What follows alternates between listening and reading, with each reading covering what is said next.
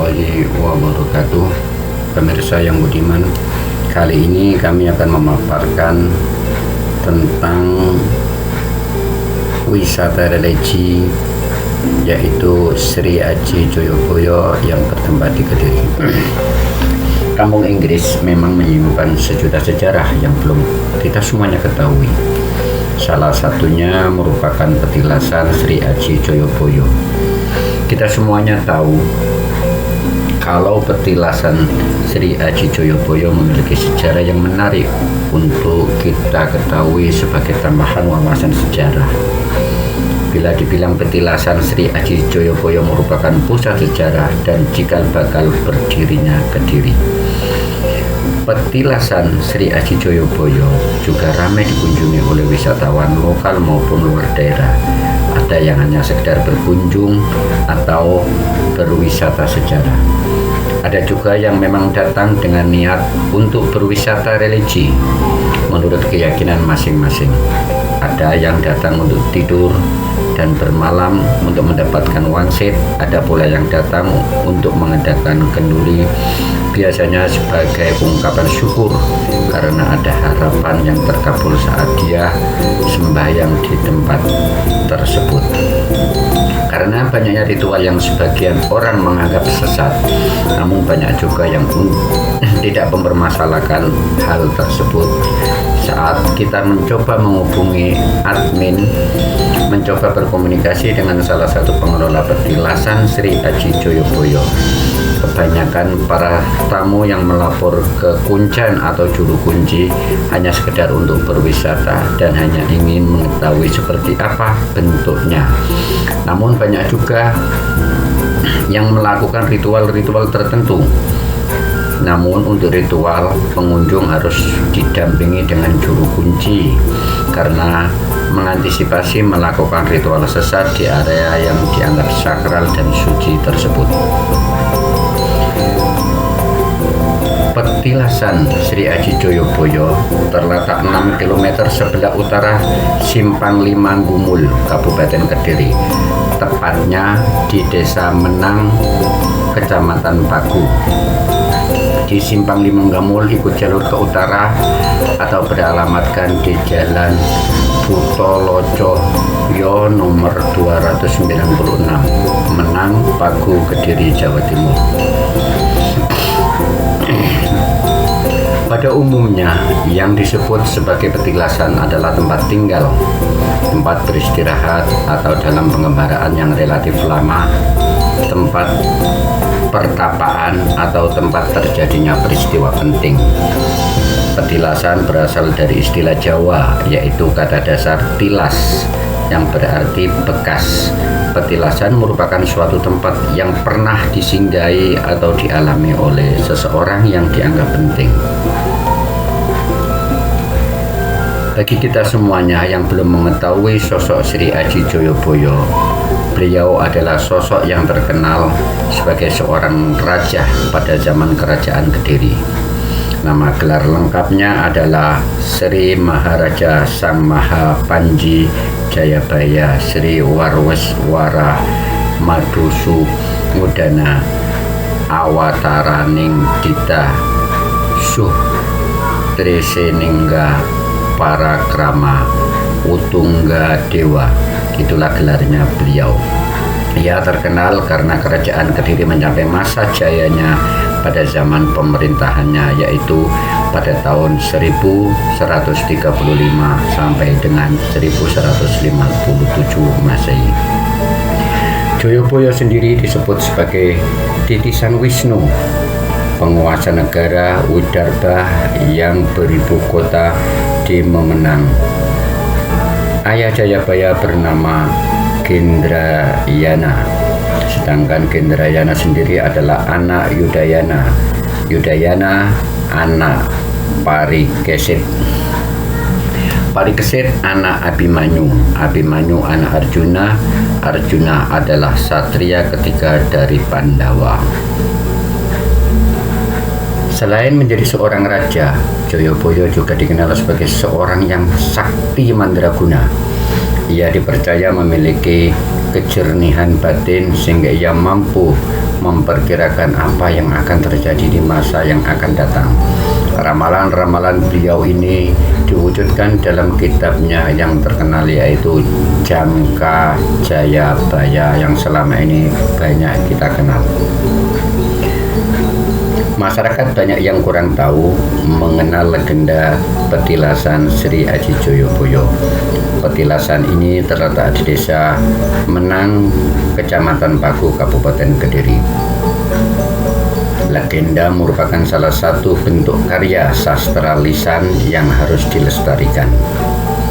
Legenda petilasan Joyoboyo ini merupakan warisan budaya yang dimiliki oleh masyarakat Kediri, terutama bagi masyarakat Menang. Semasa hidupnya Joyoboyo, Raja Joyoboyo memiliki seorang permaisuri yang bernama Dewi Sarah. Dari hasil perkawinannya, Jayabaya memiliki 3 orang putri dan seorang putra. 3 orang putri tersebut adalah Dewi Prameswati, Dewi Pramuna, Dewi Sasanti, dan seorang putra bernama Raden Jayawijaya. Namun pada saat ketika putrinya telah dewasa dan menikah, mereka bertiga diceraikan dan menjadi janda. Padahal saat Dewi Pramaswati diceraikan, ia sedang hamil. Itulah sedikit sejarah tentang anaknya Joyoboyo. Pada masa kehamilannya Dewi Prameswati yang telah mencapai 9 bulan, Dewi Prameswati juga tidak melahirkan. Ia malas terus-menerus kesakitan selama 7 hari 7 malam. Melihat keadaannya putrinya yang demikian, maka Jayabaya dan istrinya memohon petunjuk Dewata. Waktu itu Raja Jayabaya mendapat bisikan bahwa ia harus melepaskan kedudukannya sebagai titisan Batara Wisnu demi cucu dan mengingat bahwa usianya telah semakin lanjut. Maka ia segera ngerangah Sukmo atau ngerogoh Sukmo, yaitu melepaskan Sukmo sebagai titisan Dewa Wisnu. Itu sedikit sejarah tentang putrinya yang sangat dicintai. Setelah melakukan hal itu, tidak lama kemudian lahirlah seorang putra yang diberi nama Angling Dharma. Lahirnya Angling Dharma ditandai dengan suasana alam yang benar-benar menakutkan. Kilat sambung menyambung, hari gelap gulita dan gempa pun mengguncang bumi seolah dunia akan berakhir saat itu juga. Melihat keadaan tersebut, Raja Jayabaya memanggil seluruh perwira dan kerabat keraton. Beliau mengumumkan tentang kelahiran Angling Dharma. Dari tubuh Angling Dharma tampak sinar atau cahaya terang memancar. Tapi bersamaan dengan itu pula para perwira dan kerabat kaget. Raja Jayabaya muksa kembali ke alam kelanggengan. Petilasan Sri Aji Joyoboyo dibagi menjadi 2 tempat, yaitu Pamuksan Joyoboyo dan Mendang Tirto Kamandanu atau Sendang Tirto Kamandanu. Nanti akan kita bahas di sesi berikutnya. Meskipun terdiri dari 2 tempat yang terpisah, tetapi merupakan satu kesatuan. Sebelum memasuki petilasan Sri Aji Joyoboyo, kita akan melewati 3 pintu. Dalam hal ini, masyarakat Jawa percaya jika manusia pasti mengalami 3 alam kehidupan, yaitu alam kandungan, alam nyata, dan alam sukma atau alam akhirat. Sesuai dengan asal katanya, Pamuksan dapat diartikan sebagai tempat muksa dari Prabu Joyoboyo. Dalam kali ini video ini menggambarkan yaitu petilasan beliau, petilasan Pamuksan Prabu Joyoboyo. Menurut legenda yang ada, Joyoboyo tidak dikatakan meninggal, tetapi ia muksa, yaitu menghilang bersama jasadnya. Dalam pamuksan ini terdapat loka muksa, loka busana, dan loka makuta. Masyarakat percaya terhadap hal tersebut karena sekarang jasad Joyoboyo tidak ditemukan. Pamuksan Sri Aji Joyoboyo dibuka pada tanggal 22 Februari tahun 1975 dan diresmikan pada 17 April 1976. Loka muksa yaitu tempat muksanya Prabu Joyoboyo. Loka busana adalah tempat busana dari Prabu Joyoboyo, sedangkan loka makuta adalah tempat mahkotanya. Sedangkan sendang Tirto Kamandanu merupakan sendang yang dipakai oleh Joyoboyo sebelum ia muksa. Tirta berarti air dan Kamandanu berarti kehidupan. Jadi Tirta Kamandanu dapat diartikan sebagai air kehidupan. Oleh karena itu, sebelum masyarakat berdoa meminta berkah, mereka akan mandi di sendang terlebih dahulu. Nanti akan kita bahas di sesi berikutnya dan videonya akan kita tampilkan secara jelas dengan paparan juru kuncinya. Mengingat bahwa Joyoboyo adalah tokoh yang sakti, maka banyak masyarakat yang datang ke petilasan untuk meminta berkah. Tidak hanya terbatas pada warga sekitar, tetapi juga masyarakat di luar kota Kediri. Bagi masyarakat terdapat empat tempat yang dianggap sakral, yaitu loka muksa, loka busana, loka makuta, dan sendang Tirto Kamandanu. Loka muksa dianggap sebagai tempat muksa Prabu Joyoboyo. Loka busana merupakan tempat busana. Loka makuta berarti tempat mahkota, sedangkan sendang Tirto Kamandanu merupakan pemandian yang sering digunakan oleh Joyoboyo sebelum ia muksa. Joyoboyo memang sangat sakti. Joyoboyo merupakan leluhur dari masyarakat Kediri. Oleh karena itu, kepercayaan masyarakat terhadap petilasan pun masih sangat tinggi. Dan sampai detik ini masih banyak masyarakat yang ramai berkunjung ke tempat pamuksan Joyoboyo.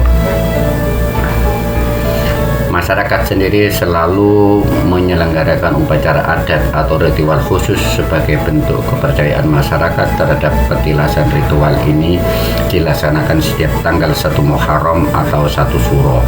Dalam upacara ini biasanya berupa arak-arakan yang dimulai dari balai desa Menang menuju ke loka muksa, lalu berakhir di sendang Tirto Kamandanu. Tidak hanya itu, sebagai aset bagi masyarakat, memang saja karena telah dipotensikan sebagai tempat wisata daerah Menang, tetapi juga bagi bangsa Indonesia karena legenda adalah salah satu bentuk khasanah budaya bangsa Indonesia yang harus kita lestarikan. Mungkin ini yang bisa kami paparkan.